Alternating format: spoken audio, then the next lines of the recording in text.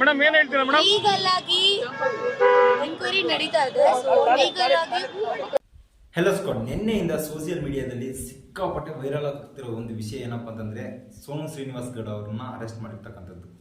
ನಿಜಕ್ಕೂ ಅವರು ಮನಸ್ಫೂರ್ತಿಯಿಂದ ಒಳ್ಳೇದು ಮಾಡೋಕೆ ಮುಂದಾದ್ರು, ಇಲ್ಲ ರೀಲ್ಸ್ ಅಲ್ಲಿ ಟ್ರೆಂಡಿಂಗ್ ಆಗೋದಕ್ಕೆ, ಹಾಗೆ ಯೂಟ್ಯೂಬ್ ಅಲ್ಲಿ ರೆವೆನ್ಯೂ ತಗೊಳ್ಳೋದಕ್ಕೆ, ಮತ್ತೆ ಅವರು ನೇಮ್ ಮಾಡಲಿಕ್ಕೆ ಈ ವಿಷಯ ಮಾಡಿದ್ರು ಅಂತಂತ ತುಂಬಾ ಜನಗಳಲ್ಲಿ ಸಾಕಷ್ಟು ಗಲಭೆ ಇದೆ.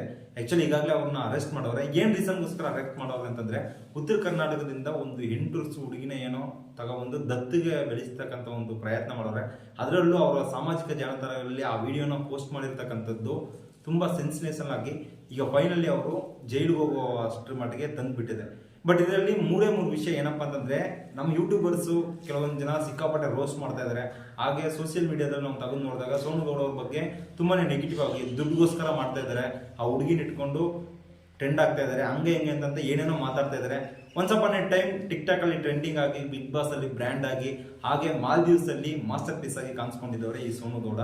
ಒಂದೊಳ್ಳೆ ರೀತಿ ರೀಚ್ ಸಿಕ್ಕಿತ್ತು. ಹಾಗೆ ಅವರ ಅರ್ಧಂಪರ್ಧ ಬಟ್ಟೆ ಹಾಕೊಂಡು ಮಾಡ್ತಿದ್ದ ಒಂದು ರೀಸನ್ಗೋಸ್ಕರ ಅವ್ರನ್ನ ಫುಲ್ಲು ನೆಗೆಟಿವ್ ಆಗಿ ಜನಗಳು ಮಾತಾಡ್ಲಿಕ್ಕೆ ಶುರು ಮಾಡಿದ್ರು. ಬಟ್ ನಾವು ಒಂದು ಹೆಣ್ಮಗುನ ಜಸ್ಟ್ ಅವರು ಮಾಡ್ತಕ್ಕಂಥ ಡ್ರೆಸ್ಸಿಂಗ್ ಸೆನ್ಸು, ಇಲ್ಲ ಅವ್ರು ಮಾತಾಡ್ತಕ್ಕಂಥದ್ದು, ಇದನ್ನೆಲ್ಲ ಇಟ್ಕೊಂಡು ಜಡ್ಜ್ ಮಾಡೋದು ನನ್ನ ಪ್ರಕಾರ ತುಂಬಾ ತಪ್ಪನಿಸ್ತಿದೆ.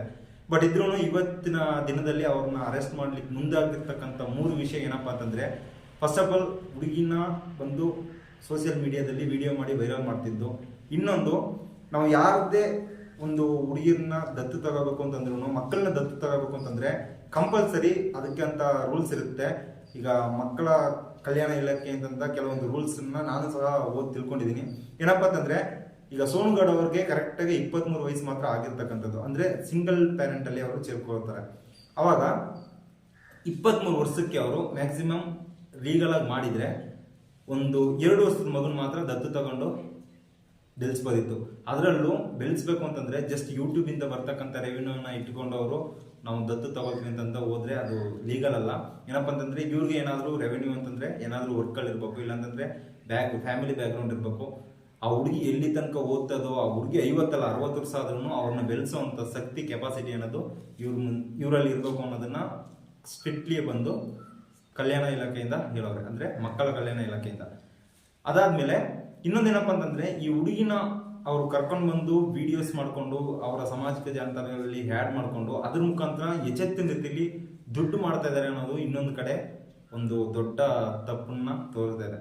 ಸೊ ಹೀಗಾಗಿ ತುಂಬಾ ಸಿಕ್ಕಾಪಟ್ಟೆ ಗಲಾಭೆಗೆ ಒಳಗಾಗಿ ಸೋನು ಗೌಡ ಅವ್ರನ್ನ ನಿನ್ನೆ ಬೆಂಗಳೂರಲ್ಲಿ ಅರೆಸ್ಟ್ ಮಾಡವ್ರೆ. ನನ್ನ ಪ್ರಕಾರ ಈಗ ಸೋನು ಗೌಡ ಅವರು ದುಡ್ಡಿದ್ರು ಒಳ್ಳೇದು ಮಾಡ್ಲಿಕ್ಕೆ ಅಂತ ಒಳ್ಳೆ ಮನ್ಸು ಬೇಕು. ಬಟ್ ಇದ್ರೂ ಆ ಮನ್ಸಿಗೆ ಮುಂದಾಗಿ ಅವ್ರು ಏನಕ್ಕೆ ಮಾಡೋದು ಅಂತ ನಮ್ಗೆ ಗೊತ್ತಿಲ್ಲ.